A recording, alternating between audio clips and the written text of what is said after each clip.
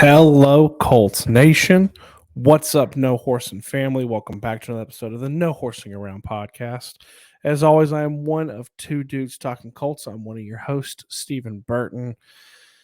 And we're kind of in a little bit of a dead period, obviously. About a month out from training camp starting.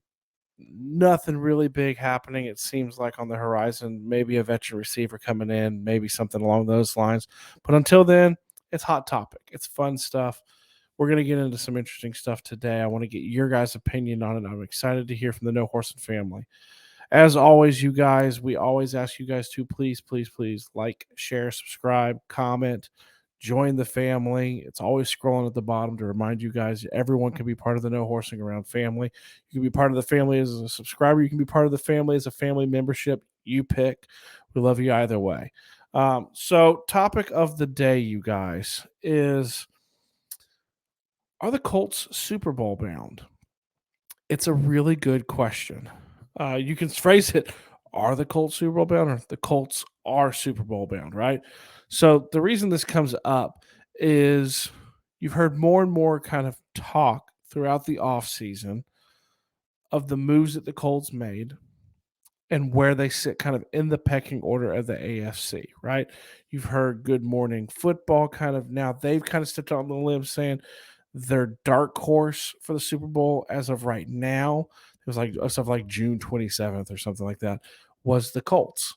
A lot of people are liking what they've done. So let's kind of retrace why would the Colts be Super Bowl bound? What are some of the moves they made? Obviously, as much as I loved him, I came to understand the upgrade from Carson Wentz to Matt Ryan, massive in a lot of people's eyes. You get a veteran quarterback, a steady quarterback, an extremely accurate quarterback. We've heard nothing but great things out of camp at this point about him and how he's looked to the veterans, to the rookies, and how he's understood the playbook. You've had that. Then you upgraded on the defensive side of the ball, too. You bring in a Yannick Ngakoue. You bring in a Stephen Gilmore. Now, we have lost, obviously, we lost Kari Willis. We've got some good young rookies that can possibly step up. Julian Blackmon, it looks like to be a full go for training camp. We all know that he's a playmaker in the waiting. You've got Kenny Moore, who seems, we're going to see what happens with that, but he's sitting there. Isaiah Rodgers has looked really good. There's a lot of upgrades that seem to have happened for the Colts. Now, as of right now, according to, I believe it's FanDuel, the Colts are plus 2,200 to win the Super Bowl. There's a lot of teams in front of them. Everyone, the Bills, the Bucks, the Chiefs, the Rams, the Packers, Chargers, Niners, Broncos, Cowboys, Ravens, Browns, and Bengals. That's a lot of teams.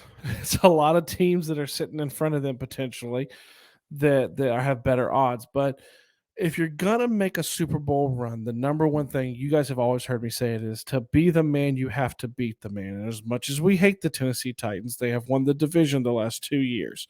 So let's start there. Look at the changes the Colts made over the offseason. Did they get better? Yes. Look at the changes the Titans made over the offseason. Did they get better? I don't think so. You do have Derrick Henry coming back from an injury. We'll see how he does. But you got rid of A.J. Brown, who was your number one wideout, number one weapon outside of Derrick Henry.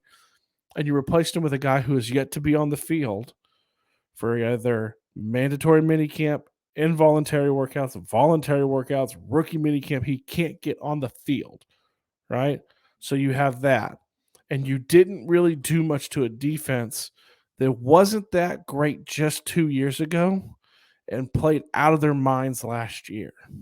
So what does that say? Okay, so you take that. That's one. The Texans are the Texans. I think they're going to continue to be a dumpster fire this year.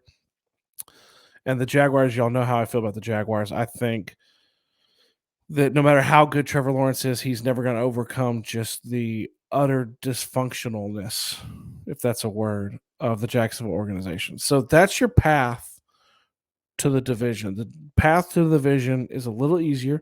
You win the division, you get a home playoff game. It's that simple. So to be the man, you got to beat the man. So that's the path into the division, right?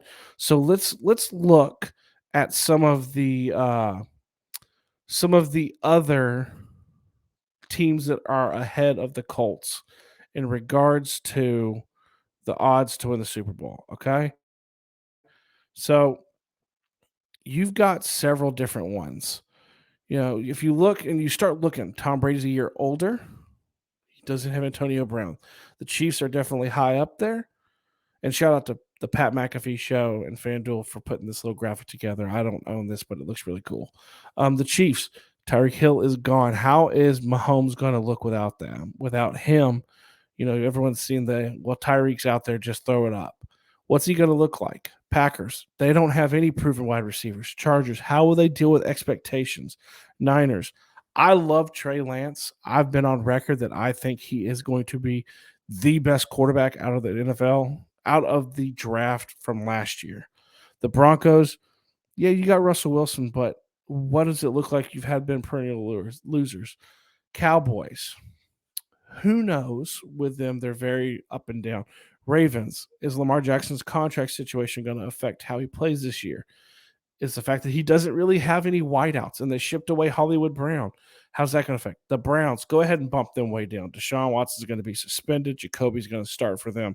They're not going to be a great team this year. And the Bengals, how do you deal with now everyone's looking at you, right? And then go right below us. Cardinals, Eagles. How does Jalen Hurts play? How does Kyler Murray finally play? You start looking through these teams, the teams that are ahead of the Colts in regards to playoff odds, Super Bowl odds, they all have holes too. A lot of people are going to say the Colts, hey, Steven, the Colts have holes. They do. They do. They have holes, they have warts, but there is no perfect team this year. Okay. Outside of maybe the Bills. The Bills look really good. They brought everybody back. They added a couple more pieces, and they have Josh Allen. But can he continue the momentum that he built over the last 2 years? Because the only difference for him is his OC's gone. The one that helped raise him, the one that helped teach him. He's in New York now coaching the G-men. So how does that affect Josh Allen? There's questions, like I said, across the board. So it always goes down to, why not the Colts? The Colts can get on a run. The Colts are in a soft division. I hate to say it, but they're in an easier division. You should have 4 guaranteed wins. Now, granted, we have struggled with the Jacksonville Jaguars. You should have 4 guaranteed wins. And even the Titans fans that I talk to, knowledgeable ones. Now, there are the far outside of the brain ones who are not reasonable, but the knowledgeable ones, even when we look at the schedule, go, well, that's a split. Colts, Titans tends to be a split. They're going to win one, we're going to win one, and then we'll see what happens then. So you have a easier division. We do have one of the easier schedules. And then let's play a little, tinfoil hat time. Last year, Matthew Stafford, first year with a team after he had been with another team for a long time, Super Bowl. Tom Brady, the year before, first year with a team after he had been with a team for a long time, Super Bowl. Could it continue with Matt Ryan? Potentially.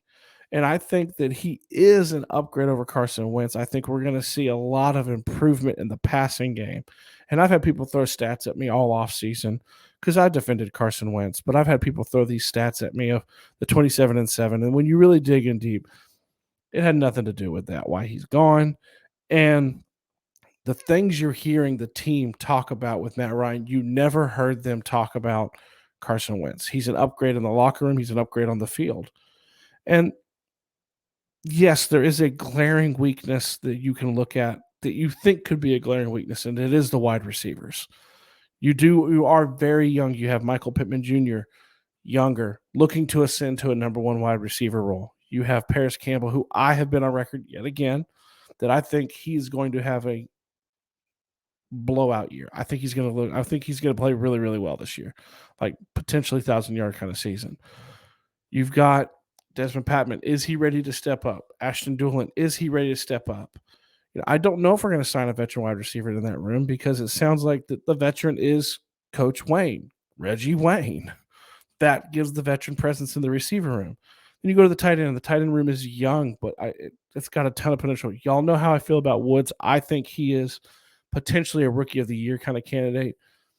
Granson's great. I think he can take a step. And even Ogletree, we'll see what happens with that. How does that look? And I'd be remiss. I obviously I left out our second round, our number one draft pick of Alec Pierce, who looked great in OTAs, looked great in mandatory, looked great in rookie.